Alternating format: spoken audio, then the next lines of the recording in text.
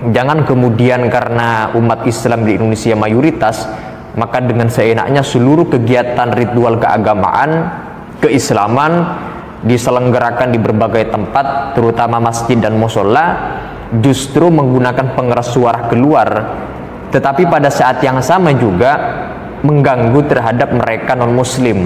Mereka tidak nyaman dengan adanya kegiatan itu, meskipun tujuannya adalah syiar Islam, untuk memperkenalkan Islam, kegiatan-kegiatan keislaman. Tapi kalau cara metodenya itu tidak tepat, maka jangan harap ada orang non-muslim yang tertarik kepada Islam.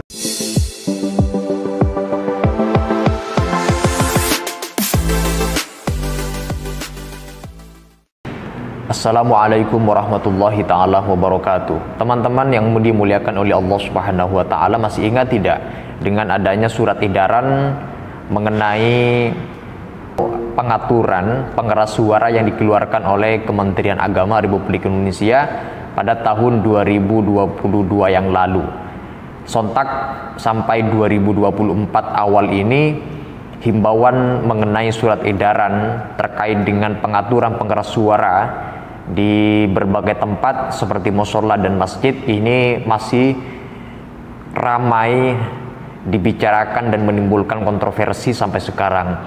Dan banyak media elektronik maupun media massa yang menyoroti terkait dengan adanya himbauan pengaturan pengeras suara di bulan Ramadan. Dalam momen bulan Ramadan, saya coba untuk melihat pada halaman ketiga, poin C, pada kegiatan syiar Ramadan, gemah takbir Idul Fitri, Idul Adha, dan upacara Hari Besar Islam, memiliki 5 item ketentuan khusus teknisnya yang diatur oleh Kementerian Agama yang harus dijalankan atau harus diperhatikan oleh seluruh umat Islam. Pada item pertama, pada poin C tadi, adalah penggunaan pengeras suara di bulan Ramadan, baik dalam pelaksanaan sholat tarawih, ceramah, atau kajian Ramadan dan tadarus Al-Quran, hendaknya menggunakan pengeras suara dalam. Jadi jelas, kegiatan-kegiatan Ramadania yang diselenggarakan oleh umat Islam di seluruh Indonesia menyangkut kegiatan sholat tarawih, tadarusan, kuliah umum, majelis taklim, maupun kegiatan-kegiatan keagamaan yang lain yang diselenggarakan di musola maupun di masjid, hendaknya menggunakan pengeras suara dalam. Jangan menggunakan pengeras suara keluar, menggunakan toa yang di situ khawatir mengganggu terhadap kemaslahatan lingkungan, mengandung madarat-madarat tertentu, terutama menimbulkan ketidaknyamanan bagi mereka yang non-muslim. Khawatir itu mengganggu mereka non-muslim. Jangan kemudian karena umat Islam di Indonesia mayoritas, maka dengan seenaknya seluruh kegiatan ritual keagamaan, keislaman diselenggarakan di berbagai tempat, terutama masjid dan musola, justru menggunakan pengeras suara keluar, tetapi pada saat yang sama juga mengganggu terhadap mereka non-muslim. Mereka tidak nyaman dengan adanya kegiatan itu, meskipun tujuannya adalah syiar Islam, untuk memperkenalkan Islam, kegiatan-kegiatan keislaman. Tapi kalau cara metodenya itu tidak tepat, maka jangan harap ada orang non-muslim yang tertarik kepada Islam. Dalam artian harus situasional, kondisional, dan tahu menempatkan posisi di mana kita harus menggunakan pengeras suara keluar pada saat-saat tertentu. Nah, yang diperbolehkan untuk menggunakan pengeras suara itu kegiatan apa saja? Yaitu kegiatan misalnya seperti azan 5 waktu itu boleh atau dipersilahkan, baik yang di kota besar sekalipun maupun di desa. Termasuk juga pelaksanaan sholat Idul Fitri dan Idul Adha.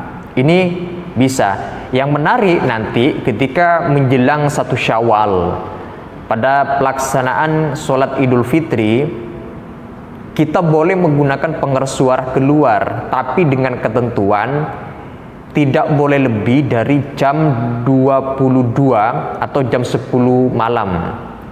Selama itu belum sampai pada jam itu, ya dipersilakan menggunakan pengeras suara keluar, karena itu merupakan momen penting bagi umat Islam untuk menggemakan takbir hari kemenangan umat Islam.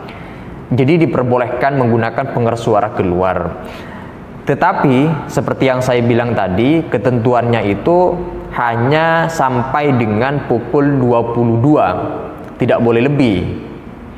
Kalau masih ingin menggunakan atau melaksanakan takbiran di jam tersebut ke belakang, itu hendaknya menggunakan pengeras suara dalam yang hanya untuk internal tertentu atau hanya untuk kawasan-kawasan di mana orang itu hanya mendengar pada skop lokal saja, domestik saja. Jangan dikeluarkan suaranya, jangan menggunakan pengeras suara toa yang itu justru mengganggu terhadap waktu istirahat umat Islam secara keseluruhan, lebih-lebih adalah kepada mereka non-muslim. Jadi kalau kita lihat adanya surat edaran himbauan dari Kementerian Agama ini tampak kemudian diikuti oleh berbagai ormas, terutama dari kalangan Nahdliyin sendiri. Pengurus besar Nahdlatul Ulama itu sepaham dengan adanya himbauan atau pengaturan pengeras suara yang dikeluarkan oleh Kementerian Agama Republik Indonesia.